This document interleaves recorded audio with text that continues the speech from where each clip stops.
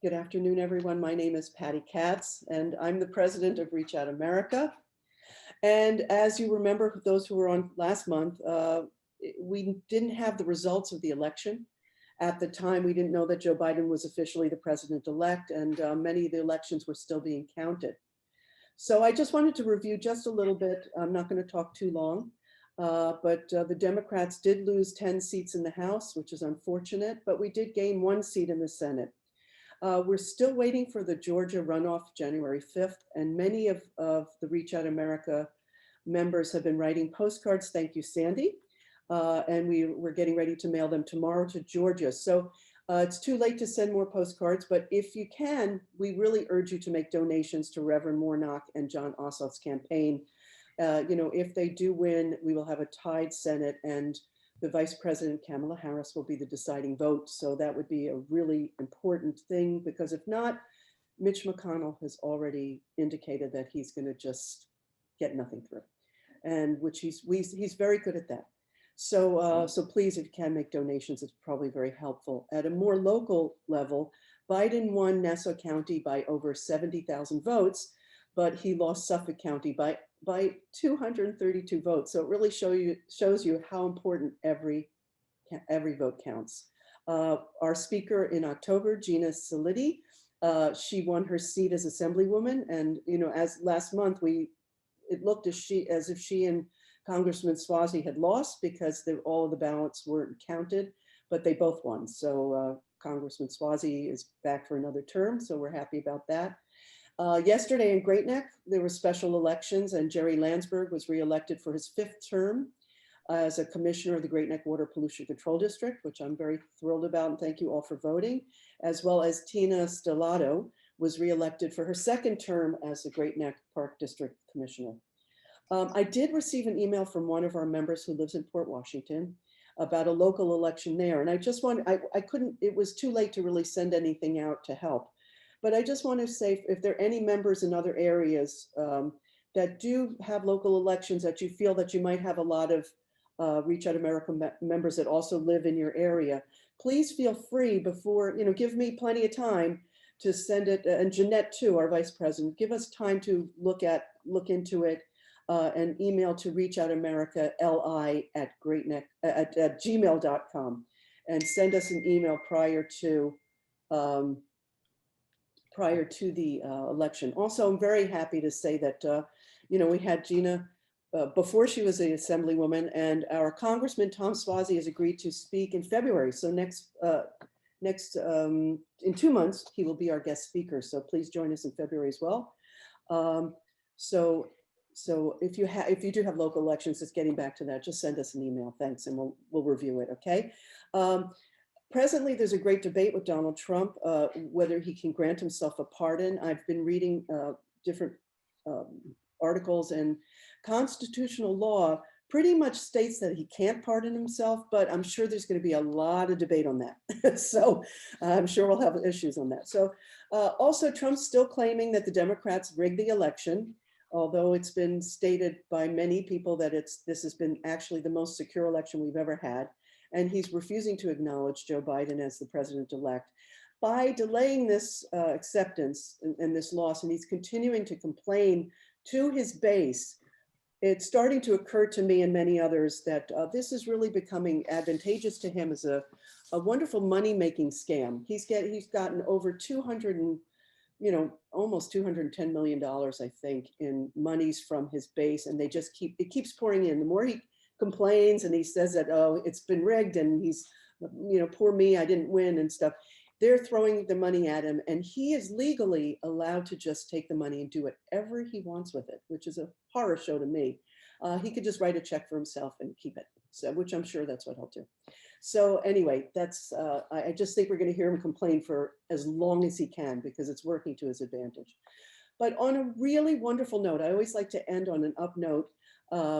Last year, Reach Out America Green Committee collected signatures from Nassau County residents for a petition.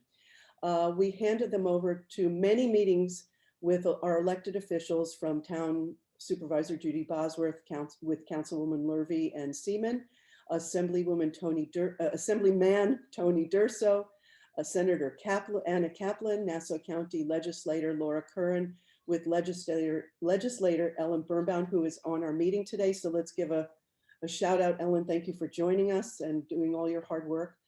We gave these petitions and we had these meetings, and they were really very well attended. On the elected officials had many of their people join us, and they were really rich meetings. They had a lot of content. We worked hard, and the Green Committee really pushed the agenda for green issues in the village, in the county, in the state, you know, in our town, and they were very good meetings. And then we basically heard nothing. So yesterday afternoon, I received a call from Senator Anna Kaplan's office to alert me that the news today is New York State Comptroller Tom DiNapoli, who we all know and love, is going to be announcing that he's going to start divesting state monies from all fossil fuel companies. This is a huge thing. I was having a really bad day yesterday, and I have to say that really turned it around. The senator really wanted to know and make an extra phone call to let us know that our efforts really pushed this agenda along with some other environmental groups. And, you know, this is something that we worked on for over a year, our Green Committee. It took about 6 months to get the signatures and an entire year to go through all of those elected officials. And I just wanted to take this moment to really say, good for us. This is the goal of Reach Out America, to make change, to make a difference. And sometimes when we do actions, it looks like we're just signing these petitions and nothing's going to happen. And the truth is, I believe nothing ever goes to waste.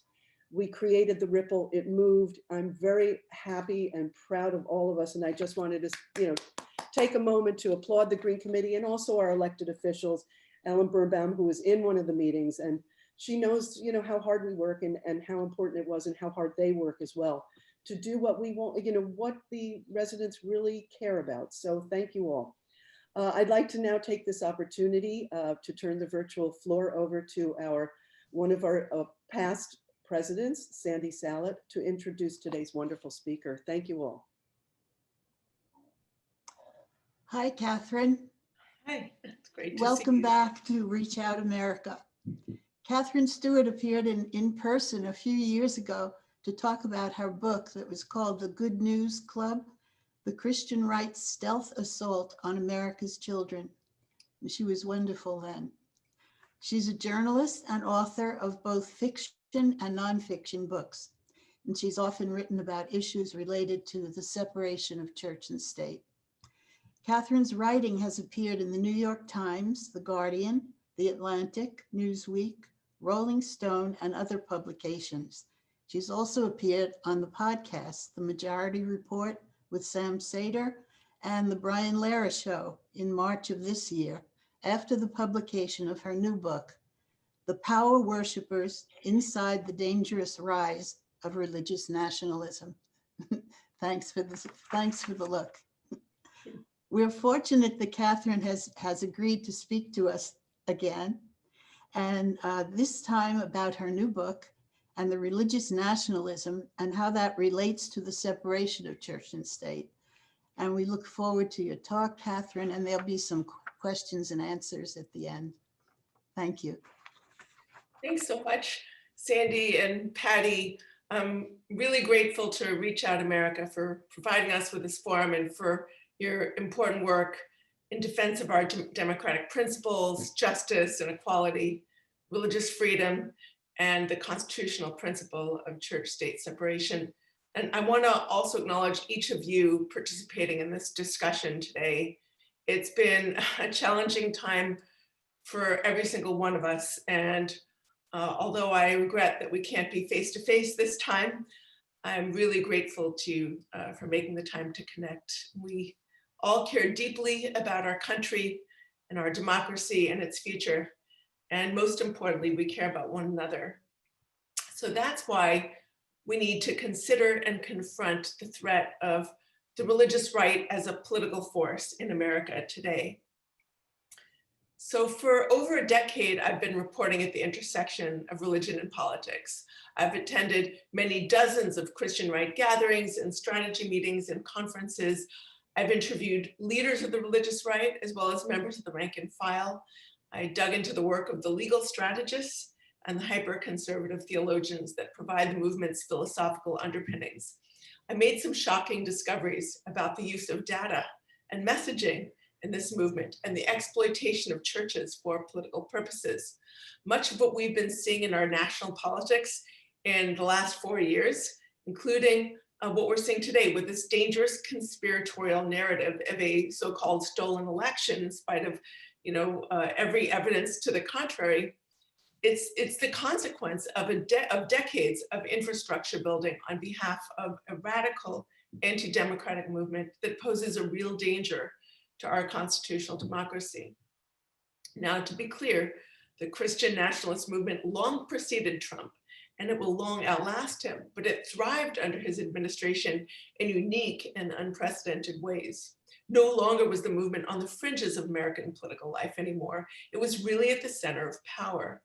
And the fact that Trump's showing was so strong, I think, 73 million Americans voted for him, in spite of the overwhelming evidence of malfeasance, corruption, and amorality. It's a testament in part to the way that he manipulated and exploited religion for political purposes, all the while delivering success after success to the Christian nationalist movement's leadership. At every major religious right gathering that I've attended over the past 4 years, if Trump was there, often he was, like at Marches for Life or Values Voter Summits, or often his surrogates were there, like people like Mike Pence, he or they would say, I think I've given you everything you wanted. In fact, I think I've given you more. And everybody would sort of nod in acknowledgement. The key leaders and strategists of the movement understand that he was the best thing that ever happened to them. So we should consider the question, will President-elect Joe Biden's victory force America's Christian nationalists to rethink the unholy alliance that powered Trump's 4-year tour as the nation's most dangerous president? I wouldn't count on it. With or without Trump, this is a movement that seems determined to continue with the illiberal politics that President Trump and his associates ably embodied and represented. Christian nationalism is basically the idea that the United States was founded as an explicitly Christian nation and our laws should be based on the Bible. It's the idea that we've somehow moved away from this conception of America and somehow we've got to get back to that. This ideology is anti-democratic because it says that the foundation of legitimate government in the US is a particular religion. They tie the idea of America to specific religious and cultural identities. So it's a kind of identity politics. And they insist that that's what makes us distinctive and great rather than our democratic system or the fact that we live in a democratic republic or our constitution or a long, if imperfect, history of assimilating very diverse people in a pluralist society. Christian nationalism is also a very effective device for mobilizing and often manipulating a large subsection of the public and persuading them to vote for the hyper-conservative candidates and the party that the movement favors. So how does it work? I wrote The Power Worshippers to really kind of get inside the machinery of the movement. It consists of a very dense ecosystem of nonprofit, for-profit, religious and non-religious groups.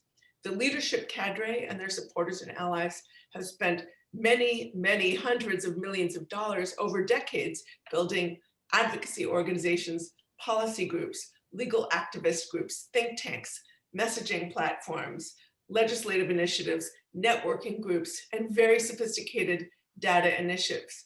All of these features of modern political campaign infrastructure. So it's like a machine, and in election seasons, this machine acts to transform many of America's conservative churches into what are essentially partisan political cells. So let's talk a little bit about how the machinery targets churches and faith leaders. Well, leaders of the movement have figured out that pastors drive votes. People tend to trust their pastors, and so leaders and congregants, leaders and the organizations that they represent or lead draw pastors into these networks to get them all on the same page politically, because they figure if you can get the pastors, you can get the congregants, you can get the people. So I want to give you an idea of what this looks like on the ground. When I was researching the Power Worshippers, I attended a pastors networking event at a church in rural North Carolina with dozens of evangelical pastors from the area. The event was aimed at teaching them how to communicate to their congregations the key issues that supposedly matter in elections and the so-called biblically correct way to vote on them. The event was organized by an initiative called Watchmen on the Wall.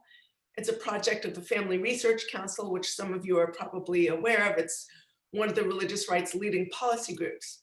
Watchmen on the Wall is a separate organization within the organization, and it includes tens of thousands of pastor members and has been endorsed by Mike Pence and other Republican politicians on their website. So from the moment I stepped into this church organized by Watchmen on the Wall, this event, I could tell this is not really a politically neutral affair. Speech after speech focused on abortion, a way of signaling to the pastors that abortion is the issue that should matter most and that they should communicate to their congregations and their congregants. Leaders know that if you can get people to vote on a single issue, of course, you can control their vote. So the pastors in attendance at this event were provided with a number of very sophisticated tools for turning their congregants out to vote the right way. They were given very sophisticated data tools, films for them to air, little videos for them to air at church, voter guides that leave absolutely no question as to how to vote your so-called biblical values. They were even instructed to form what they call culture impact teams within their churches to get out the vote for the correct candidate. So this is a culture impact team resource manual. It's got about 200 pages of tab material. It's very sophisticated kind of document. The way it works is that pastors are supposed to figure out which congregants within their churches are politically active, motivated to connect with other congregants, and then tap them to form teams that are going to politic within the church. It's basically a way of getting around the IRS guidelines that say pastors shouldn't politic from the pulpit, but nothing stops them from getting other congregants to do it if it's all about the culture. So they hand out these very sophisticated manuals with all this instruction and explanation about the biblically correct way to vote on, say, environmentalism. By the way, the only resource that they use here to talk about environmentalism is one that says it's Answers in Genesis, which claims the earth is 6,000 years old. So you can see how that goes. So it's very interesting. In my travels and research over the really decade of reporting in this area, I met pastors and congregants who were part of these culture impact teams. And a pastor I interviewed called this type of initiative a God-given loophole. He said it threads a separation of church and state loopholes. Like he can't say vote for so-and-so from the pulpit, but he can tap certain congregants who can then do it. So of course, all political parties seek to sharpen their messaging and draw voters to their side during political campaign season. There's nothing new about that. But by turning churches into partisan political cells, the religious right is exploiting and abusing their unique tax status that houses of worship are granted in our laws and in our tax code. Now, let me tell you something about the political messaging of movement leaders. When they're talking to congregants or when they're talking to the pastors about getting out the vote, it's all abortion all the time. Abortion is the alpha and the omega.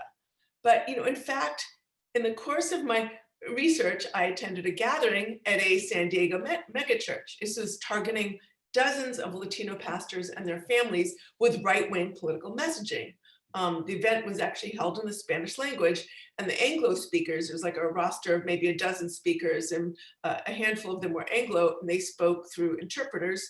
So speaker after speaker got up and spoke about the dangers of humanism and gay people and sex education, but the overwhelming emphasis was on the abortion issue. In fact, when the issue of economic concerns and rights of the workforce came up, one speaker said, if someone asks you what's more important, the minimum wage, or if someone asks you about these issues, you're gonna say, what's more important than minimum wage or life, meaning abortion? When they put it that way, what's more important, a few extra bucks or life itself? I mean, talk about a leading question.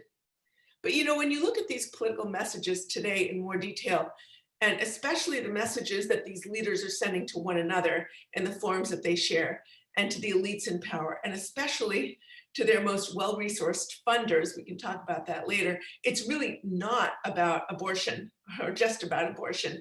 A lot of it is about money. It's about how the Bible favors low taxes or no taxes for the rich, how the Bible favors minimal government regulation of business or no regulation of business, about how the Bible is against environmental regulation and against environmentalism as a movement and against government funding of the social safety net. So I learned a lot more about that when I visited a large agricultural fair in California's San Joaquin Valley. I was there to attend the 20th anniversary celebration of a fellow named Ralph Drollinger. He's the founder of Capital Ministries. They target political leaders at the top levels of government. Drollinger's weekly Bible study group in the Capitol has been attended by at least 12 current and former members of Trump's cabinet. And he's also had established Bible study groups targeting the Senate and the House of Representatives. So he's arguably one of the most politically influential pastors in America, if not the most, because he's had this extraordinary access. Now, the expansiveness of Drollinger's positions on domestic, economic, and foreign policy hits home the fact that the Christian nationalist movement is a political movement, not merely a stance in the so-called culture war. It's a movement that exploits religion for political purposes. Drollinger weighs in on a large number of social and economic policy questions, including the idea that social welfare programs have no basis in scripture and government shouldn't fund them. In his writings, he's advocated for policies like a flat tax that unabashedly favor the very wealthy. These teachings reflect an underappreciated fact about the movement, which is its long alliance with the libertarian far-right economic wing of the Republican Party. Many members of the rank and file who end up devoting their values, we're talking like, the people in the church pews or people who sort of go along with it, they might want to keep their coverage for pre-existing conditions in healthcare plans.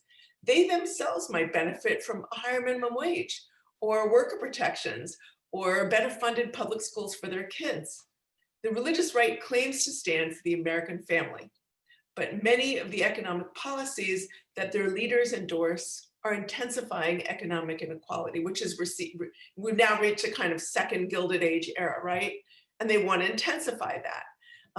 It's destabilizing to our society, and it actually makes it so much harder for American families to succeed.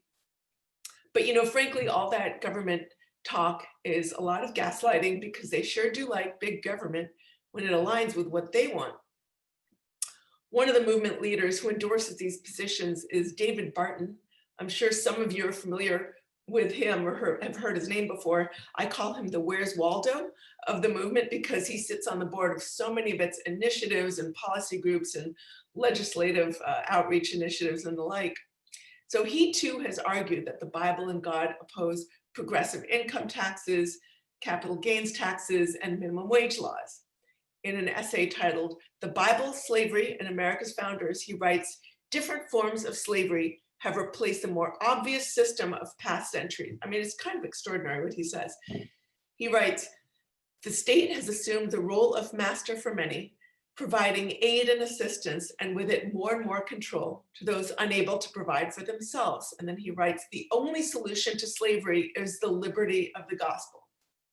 So not only is Barton deracializing this sort of horrible institution of slavery, the enslavement of other people, which is a terrible thing to do. He's also casting things like job training and healthcare and food assistance as a form of so-called slavery. In my view, this is all wrong.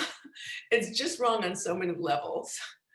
At a time when so many Americans are hurting economically and millions of children are literally going hungry, this ideology has hampered our ability to meet these challenges in an efficient and coordinated fashion. But while movement leaders oppose what they call government handouts to the poor on pseudo-religious grounds, they advocate for policies that actually increase the flow of government money to faith-based organizations, particularly those that they favor. Now, this is a way of compelling us, the taxpayer, to directly fund churches and proselytizing through our tax dollars. So today we find ourselves in a situation where Trump is promoting this stolen election narrative. It is frankly an unprecedented attack on the most important function of our democracy, voting and voting rights. And what do Trump's supporters do? Well, large numbers of them have gone right along with it. One figure, a religious right figure, called the Biden-Harris ticket victory a coup d'etat. Matt Staver, who's founder of Liberty Counsel, one of the right-wing legal advocacy groups, said, "What we are witnessing only happens in communist or repressive countries. We must not allow this fraud to happen in America." They're always calling people who oppose the politics of division and conquest communists, as though, I don't get it, we're all communists or something. It's like this sort of part of this apocalyptic vision. If you're not, you're either the impure or the pure or the impure, the insider or the outsider. If you're somehow not fully on board with their religious nationalist agenda, you're out there marauding ransacking everything that's holy and good.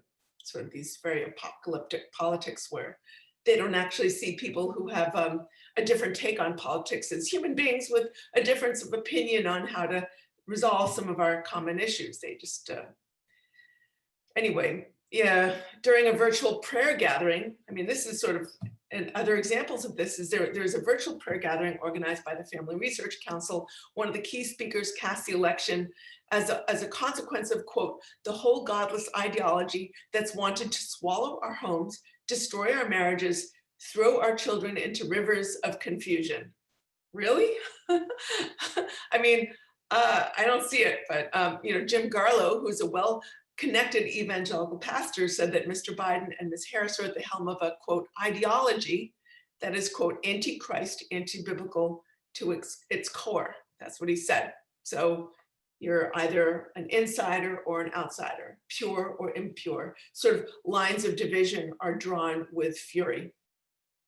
So this would, of course, come as a complete surprise to the hundreds of moderate and progressive, thousands of moderate and progressive faith leaders, including many Christian leaders, who in fact threw their support behind Biden and Harris.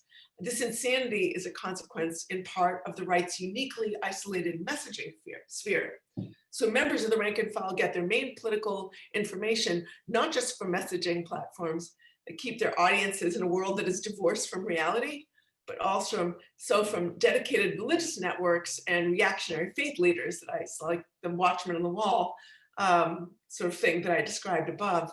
I mean, the fact that Trump was able to hold on to such a high percentage of the vote in face of such overwhelming evidence of malfeasance is proof that the religious nationalist end of the right-wing information bubble has gotten more and not less resistant over time. Another factor to consider, which you guys are all aware of, is the fact that our political system gives disproportionate power to an immensely organized, engaged, and loyal minority. One of the most reliable strategies, of course, for producing that unshakable cohort has been to get them to agree that abortion is the easy answer to every difficult policy question. Now, recently, religious right leaders have shifted their focus to a specious idea of religious freedom, which they think should be the power of right-thinking people to discriminate against those of whom they don't approve. But the underlying strategy is the same. Make these individuals make the rank and file see their partisan vote as the primary way to protect their cultural and religious identity. So this all begs the question, what is to be done? I don't think we can meet our challenges until we know precisely what we're up against. That's why I wrote The Power Worshippers. My last book, The Good News Club, really focused on public education. The Power Worshippers focuses on the entirety of the movement and all the different sort of factors, different features that go into making up its machinery. I think by understanding how the movement works, we can get a better handle on how to push back. It kind of provides a blueprint for how they did it. And that offers us sort of some guidance on how we might interfere with the politics of conquest and division that they're promoting. The religious right is about the right about one thing. The rest of us are winning the culture war. That is the war of public opinion on issues like reproductive freedom and same-sex marriage and the like. But both sides, and especially the center liberal left parts of the political spectrum, right, sort of a broad spectrum, but sort of from the center to liberals to left, are sort of wrong about one thing.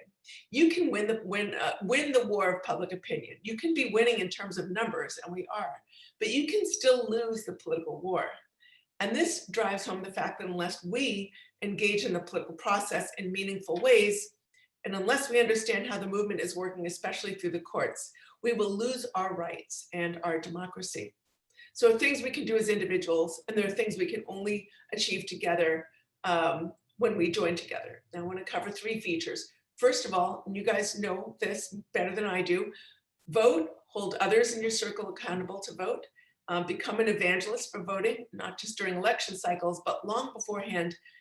Do what you can to protect the vote. Get involved in voting rights organizations, because the religious right is only able to succeed by gaming the vote in their favor. Ralph Reed calls it the Republican reapportionment advantage. He's one of the leaders of one of the big sort of get out the vote initiatives of the religious right, Faith and Freedom Coalition.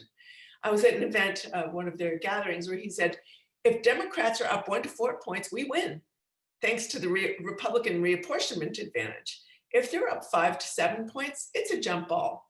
If they're up 8 points or more, that's when they win. And I think about that. That's how much they've gamed the system. We got to be up 8 points or more to win. Shouldn't be like this. Second, we can invest in all the initiatives that they invest in, such as think tanks, messaging platforms, policy groups, networking groups, and the like. I think we should support organizations that support the separation of church and state. The right achieves a lot of its aims through the courts, and frankly, we're in a really bad place on that front right now. I think something like 221 or 223 Trump appointees has been confirmed to the federal judiciary, including the 3 Supremes. But if we have the resources and patience to be strategic, we can perhaps hold the line on certain issues and continue to work toward a more just future. The third, and this is really important, we need to be tactical. In order to be tactical, we need to be well informed. The right is very good at compelling their opponents to take unpopular positions in certain issues in order that they should lose support. So pick your battles carefully, and they engage in lies and extremism all the time. They get away with it. There's total double standard. I'd like to see them called out on their lies and extremism. Frankly, I'd like to see more investment in messaging research, explore how different types of messaging resonates with different segments of the population. The right does this, we should do it too. Be really careful and clear about that. We should all be alarmed by the rise of religious nationalism and what it means for our country, but we should not be feeling despair. We in America have faced terrible crises and challenges before, and often the greatest periods of progress emerge from them. Religious nationalists are using the tools of democratic political culture to end democracy, but I continue to believe that those same resources can be used to restore it.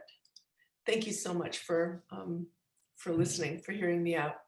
Thank you so much, Catherine. That's, it's for me, it's such a confusing issue, because it says religious right, and then I see all these things happening. We have a question. I have a bunch of questions. So one is from Jeanette, and it sort of, I'm leading into it. If Trump has built his coalition on the backs of evangelists who believe in the Bible and spread the Christian message, why has there not been more pushback and outcry with regard to Donald Trump's reckless and abominable behavior and policies? I don't, I totally agree with Jeanette. I don't get it. That's a great question, Jeanette. Thanks for asking. The leaders of the movement understand that their aims are to a large degree advanced through the courts. They unite behind Donald Trump in large part because he will put the kind of justices they want in place, not only on the Supreme Court, but in lower courts as well. But their support for him is not just transactional. There's more to it than that. He doesn't respect the law.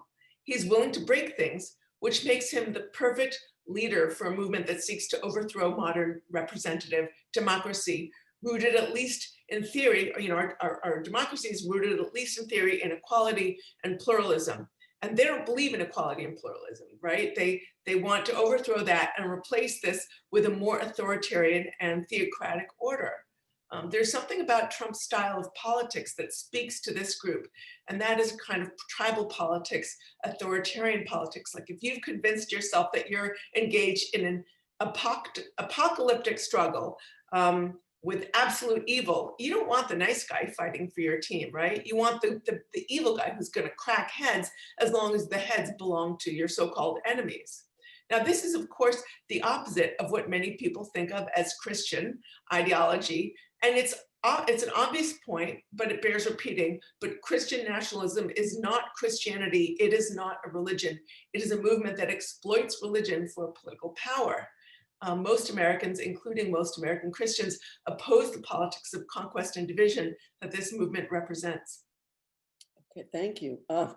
Let's see. Andrea asks, I just lost it. Hold on. Okay. How do these groups come to terms with the fact that Biden is a religious man? Do they denigrate his Catholicism?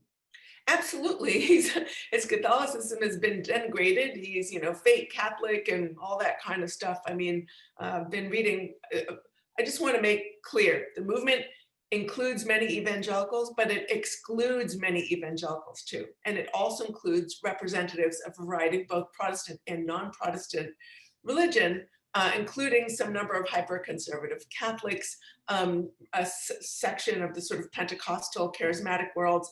And the movement even derives support from some people and groups that do not identify as Christian at all. And that sort of hits home the fact that the movement is not united by theology, but rather by a common political vision. So, of course, Biden, who is in the pews Catholic, lifelong Catholic practicing, he represents a more progressive form of faith, and movement leaders are always decrying progressive Christianity. In fact, there's a sort of new denomination of Methodism that's more sort of rooted in equality. I think there was a kind of, I don't have the details at the tip of my fingers, but they sort of affirm same-sex marriage and equality and principles of equality, perhaps female leadership. And the religious right now is promoting these sort of, I get their mail every day. They're like, oh, this is really terrible, this fake Christianity. So anything that fails to conform to their vision. But, it's really interesting. I want to go back in history a little bit because I love this. So there's always been a tension between more sort of strict hierarchical forms of Christianity or religion. Probably every religion had this, more strict hierarchical forms with the idea of hierarchies rooted in the Bible, strict biblical literalism, often of always of men over women, and historically white people over Black people too. And if you go back to the area around, right before emancipation, these pro-slavery theologians argued that their religion mandated slavery. Now there were all these abolitionist theologians who, of course, were saying, well, our understanding of the Bible decries slavery, and they would sort of, use religious words and imagery and justifications from the Bible for ending slavery. So here's what one of the pro-slavery theologians said. These guys, by the way, were the well-funded ones. Frederick Douglass called them the $5,000 divines. That was like $5,000 was a lot of money at that time. So what Henley said, he was a Southern Presbyterian from South Carolina. He said the parties in this conflict, he's referring to the dispute around slavery, said, are not merely abolitionists and slaveholders. They're atheists, socialists, communists on the one side, and friends of order and regulated freedom on the other. So he's calling abolitionist theologians and people who are arguing for abolition, as he's calling them atheists, socialists, and communists. I mean, does this sound familiar? Sounds familiar to me. It's sort of how a lot of the religious right leaders cast the conflict today around, a form of religion that sort of emphasizes hierarchies and says you must submit and obey, and if you're not with us, you're like, mortal enemy. And a very large progressive, I think, frankly, most American Christians, do not subscribe to this, and argue that their vision of a just society is rooted in their reading of holy texts as well. Great. Some question just came in that sort of relates to this. Does the ultra-Jewish Orthodox support Christian nationalism? They have lent support to it. It's very interesting. I don't know if you guys have followed like what's happened in the in this most recent election cycle. This is like the ultra-Orthodox do tend to vote, the way their religious leaders ask them to vote or direct them to vote. And so there's a terrific kind of unity in that way. And I've actually seen videos of some very overt politicking for Trump in that particular, in this last election cycle. So in terms of numbers, and if you look at where they live and the amount of electoral power they have, it's really insignificant. Just because the numbers are small and they tend to be concentrated anyway in certain states and not, they don't feature swing voters, if you know what I'm saying. But within their communities, they still do lend support to a Christian nationalist agenda, by supporting the sort of hyper-conservative politicians that the movement favors. Great. That was a question from Judy, by the way. And Karen Rubin, this isn't quite a question, but I have a question with her statement. She said one of the first gifts Trump gave to the religious right was to overturn rule against politicking from dais or lose tax exemption status. I wasn't aware that he did that. Has that been for a while, or? He said he hadn't, it hadn't, but it doesn't matter. So that has been overruled, overruled on the ground. I mean, if you look at the events that I've attended, like Watchmen on the Wall gatherings, or the event in Chula Vista, in the San Diego megachurch for Latino pastors. I'm sorry about the light, like the sun is in front of me. So all of a sudden it just casts this very bright light on my face, sorry. And then the blind is drawn. Those events, there's like extremely political events, and essentially, like in the Chula Vista megachurch, at one point they handed us out a sheet of paper that had alleged details of sex education curricula on one side and the list of politicians on the other, saying, well, these are the ones who support it. And there's like 77 politicians listed. All but one was Democrat. There's one Republican on this list of 77. So it basically leaves no doubt about which way you are supposed to vote. If you disagree with these, frankly, false, representation of what's being taught in public school. Of course, they chose these incredibly lurid descriptions and lurid graphics. I tried to do some fact checking around that to see, are they really teaching this stuff in public schools? And the answer was no, they really aren't. I called the head of the San Francisco Unified District, and she told me that many of those materials are not taught in public schools at all. And some that the handout said were being taught to kindergartners and third graders were actually being taught at the high school level, where it might be age appropriate to discuss things like, STDs and the like, and prevention and the like. Okay, great. Let's see, Rita asks, how do you see Judge Barrett's role in upcoming Supreme Court decisions? A comment basically on pandemic restrictions. That is a really interesting question and a very important question. I think that and we should set aside for a minute just the legitimate debate about the details of New York City's public safety regulations. Some people have said that the order was suboptimal, and there may be some truth to that, as Justice Roberts himself granted in his dissent. He sort of went along with the liberals on the Supreme Court, but he dissented, and he wrote a dissent, but he said, might not have been the wording of those restrictions might not have been perfect.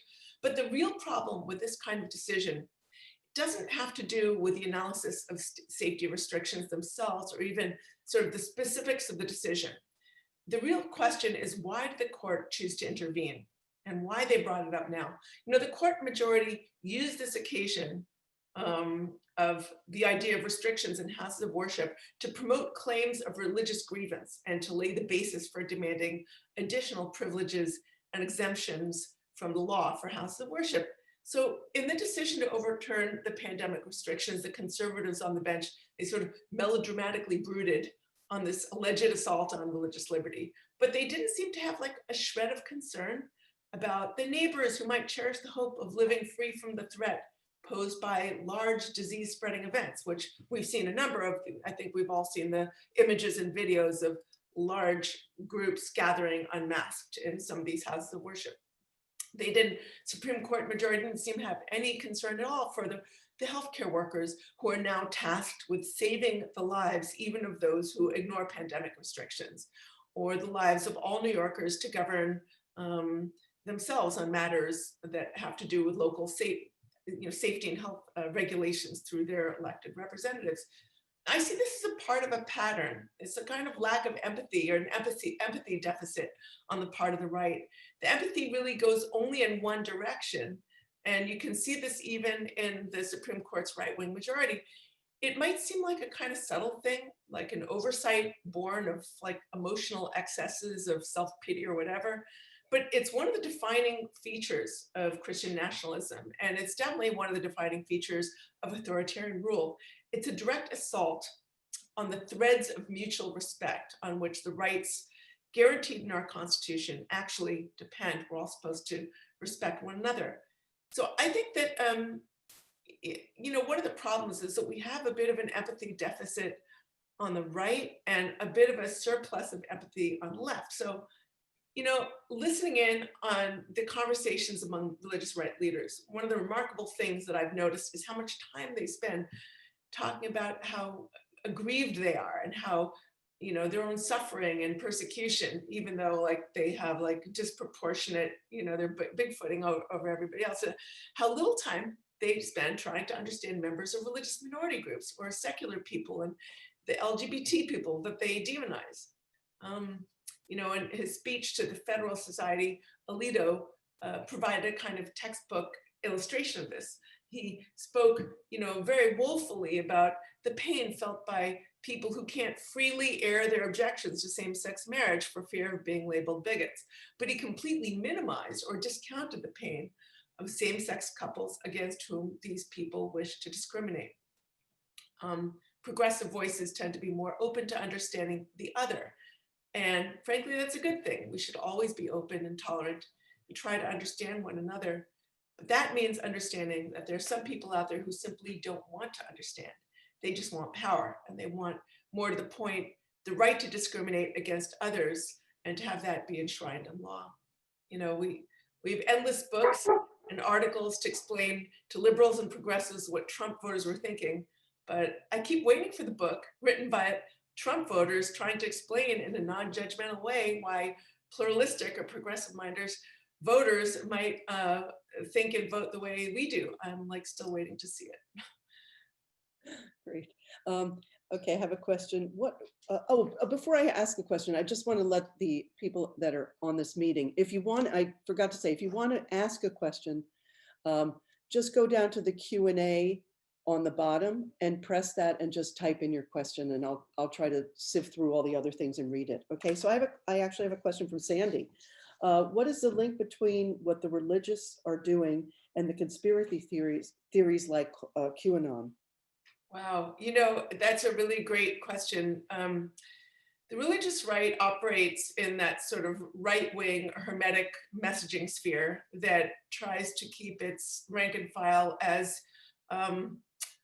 divorced from the facts as possible. And they also, the core of their influence has also been the ability to stoke the sense of grievance among its audience and to sow basically massive distrust of all legitimate information sources. So while they certainly, weaponize the culture war issues and promote the idea that the Democratic Party's been taken over by radical leftists or whatever, they've also succeeded in getting their audiences to discount sources of fact that would take them away from extreme positions. And that makes them susceptible to conspiracy theories like QAnon. So when you look at the religious right and QAnon, it's definitely not like, if you're looking at a Venn diagram, there's areas of overlap and unfortunately areas of increasing overlap. I've actually, there's a great piece by the writer Sarah Posner about how there are these pastors who are seeing QAnon conspiracies. They're sort of right-wing pastors, but they're not QAnon. They're seeing, conspiracy theory, QAnon conspiracy sort of go through their Facebook pages of their congregants. And they're seeing these theories spread through their congregations. They're really not happy about that.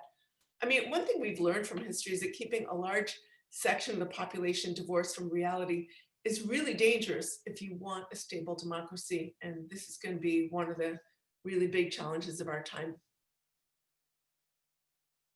Harriet asked a question that I think I love.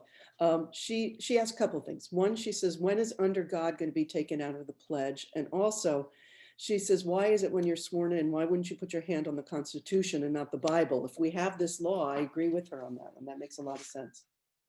That's a good question. I mean, I don't know if like one nation under God is high on the list of priorities at the moment.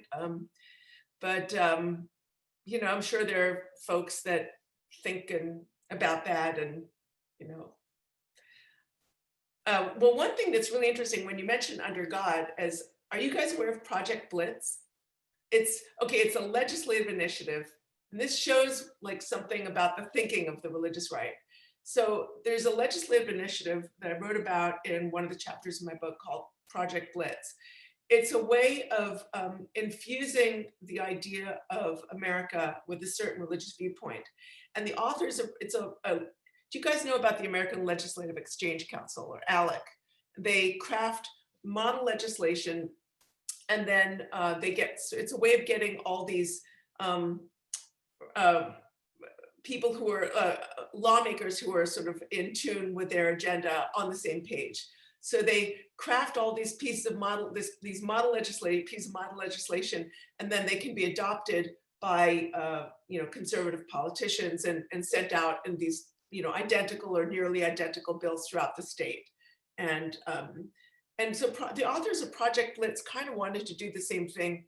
They crafted model legislation, and they organized the legislation into 3 categories. And the first level was pretty symbolic, because you could say one nation under God, it's kind of symbolic. It replaced our unofficial motto, e pluribus unum, out of many one, in the sort of Cold War era. But you could say, what's the big deal? So a lot of people say, one nation under God, what's the big deal? So they crafted these like piece of legislation that say there has to be a one nation under God's, in God we trust. I'm sorry, in God we trust. We have to have in God we trust signs in every public school, or maybe in every public school classroom, or maybe in every public building, or maybe on every police car.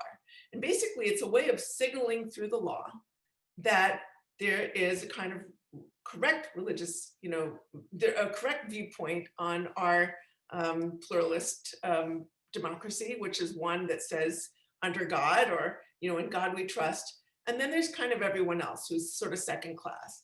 But the real reason, but a lot of people might look at these pieces of legislation and say, well, what's the big deal? The real reason, the authors of Project Blitz are very explicit about this. The real reason to sort of insert these more performative or symbolic features is to clear the way for a second level and a third level, which is to inject a certain idea of conservative Christianity into our national identity in far more explicit ways, and to clear the way for legislation like level 3 of Project Blitz is to offer a license with people the so-called correct religious viewpoint to discriminate against those of whom they disapprove. So sometimes, you can look at these, symbolic issues. I think what's at stake really is not, these symbolic issues, whether we have under God here, or whether in God we trust there, or whether we have a cross on a public land. What's really at stake in the struggle against religious nationalism is religious authoritarianism and the integrity of our democracy itself. Yeah, I it's hope pretty that scary. answered your It's question. pretty scary. Sarah Lipton asks, Kathy, can you say something about the alliance of Catholic right with Protestant evangelicals? Their theology is so different, even opposed. Is it only opposition to abortion, or are there other areas of agreement? How do they negotiate these theological differences? That's such a great question, Sarah. Are you aware of the Manhattan Declaration? So the Manhattan Declaration was passed in 2009. It was the consequence of actually about 15 years of efforts by members of what they called the New Right, a kind of movement that preceded today's religious right, and a cohort of hyper-conservative Catholics. They wanted to kind of get together. They were really unhappy about the direction the culture was going, and they realized that they would be stronger together. And there were a series of meetings where they sort of tried to reach agreement on different issues and did. And the culmination of this sort of 15-year effort was the Manhattan Declaration. It's called A Call of Christian Conscience, in which conservative evangelicals and conservative Catholics got together and declared, we're going to set aside our theological differences and come together in support of three particular issues. The first, life, meaning abortion, right? The second issue was marriage, meaning opposition to marriage equality. And the third issue is what they called religious liberty, which, as we know, is a kind of specious idea of religious liberty, meaning the right of religious privilege for certain correct members of certain sort of correct thinking, right thinking people. Now, true religious liberty, as we all know, is the freedom of worship, thought, and conscience, right? It's the freedom to participate in any religion we want to or none. It's the freedom to worship any God or sacred idea or none. But it also includes the freedom from having to worship if you don't want to, or support any religion if you don't want to with your money. But in the hands of religious nationalists, the term religious freedom has been sort of become the right of not only people to discriminate against others, but also to claim our tax dollars for the privilege. So anyway, the Manhattan Declaration was an incredibly important watershed moment for the sort of unity of the movement. It sort of got hyper-conservative Catholics and conservative evangelicals on the same page, and was signed by a number of leaders from both traditions. Thank you. Nina asks, how can we combat the encroachment of religion into our public square? You know, we're always seeing holiday displays and Santa Claus and nativity scenes, giant menorahs. It's blurring the division between church and state when they're sponsored by or approved by our elected officials. You know, there are a lot of groups working on those issues, and thinking about the ones that have legal arms, like Americans United for Separation of Church and State is one, Freedom from Religion Foundation is another. I think the ACLU sometimes works on these issues. So, you know, those organizations do great work, and they deserve our support. Great. And what do you think about, will Pence use the and I can't even say it, I'm sorry, to support him to run for president in 2024? Do you think he'll, I can't even say it today. The religious right, will he work through the religious right? Of course he will. And so would Mike Pompeo, by the way. I think today there is no Republican politician, because the religious right has so much, because of the, you know, the force of their machinery, the power of their machinery, there are almost no Republican politicians who can succeed, you know, in most states without winning their support. And there are almost no Democratic politicians who can cede enough ground in order to, you know, in order to earn their support. Rita asks, what about role of progressives like Martin Luther King, Dorothy Day, whose activism was rooted in their faith? How to reconcile church-state separation when their institutions were highly political, still are, for example, the Black church and some liberal synagogues? Do you mind restating the question? I'm so sorry. Yeah, I'm not quite, yeah, what she's saying, what's the role of progressives like Martin Luther King and Dorothy Day, whose activism was rooted in their faith? I guess that's You know, Oh, yeah. to bring it to, you know, Reverend Warnock is a reverend and he's running for Senate. And he, you know, I was listening to him speak and, you know, he's constantly bringing God into it and God bless this and God bless that. And I sit there going, oh, and then I turned to, you know, my partner and said, well, what happened to church and state? And they said, oh, well, you know, it's a reverend and blah, blah, blah. So I guess that's part of it. How does it work when you have these speakers who are blurring the lines of faith and politics? Yeah, you know, it's interesting. Sometimes people are sort of reading the politics of their state. I think, you know, there have been social gospel movements since the founding of our country. Progressive politics obviously is open to people of all faiths and none, and many progressive people of faith support separation of church and state. Faith leaders have long played roles in progressive political movements too. I'm thinking about the civil rights movement, the women's rights movement, there's a group called the Clergy Consultation Service on Abortion, which advocated for liberalization of restrictive abortion laws. And this has happened throughout our history. I think that everyone who cares about, you know, their church-state separation or secular people can and should make common cause with progressive people of faith who share a genuine commitment to equality and pluralism. I think we're stronger when we stand together. You know, one of my closest friends is she's about 90 years old. She was very active in the reproductive rights movement when she was younger. She said, we would have gotten nowhere without the support of clerical leaders. So that's just something to keep in mind. I think sometimes religious messaging is really important for progressives because, listen, this is a pretty religious country. You know, a lot of people of faith in this country, and I think people need reassurance that they don't need to abandon their religion to reject the politics of conquest and division and to embrace policies that promote, you know, equality and justice. Of course, you know, there are some faith leaders, I want to say, who have exploited different progressive movements and sort of trying to elbow their way in on the action. And you've seen that it happened with like the Black Lives Matter movement. You've seen some some conservative religious leaders, you know, try and, you know, elbow in. They'll say things like, racism is a sin, and the only solution to sin is the liberty of the gospel. So basically, they're number one, denying structural racism, and number two, demanding that we all conform to their religion. Something to keep in mind when you see, you know, faith leaders inserting themselves into different types of social justice movements, figure out where they're really coming from. But you know, forming I think the progressive religious movements are critical, frankly critical. Okay, I think we should do one more question, if that's okay. Yeah, you bet. Okay, great. Are opinions and policy on Middle East hotspots like Iran and Israel informed by religious biases? You know, I think it's, do you mean within those countries, or do you mean in general? Well, this is a question from Rita. I would think, Rita, if you want to type in what you meant, but I would think it's others' opinions on about the Middle East and Iran and Israel and all that. I think opinions on all foreign policy is absolutely shaped by you know, religious nationalism, and it's certainly not unique to the Middle Eastern countries.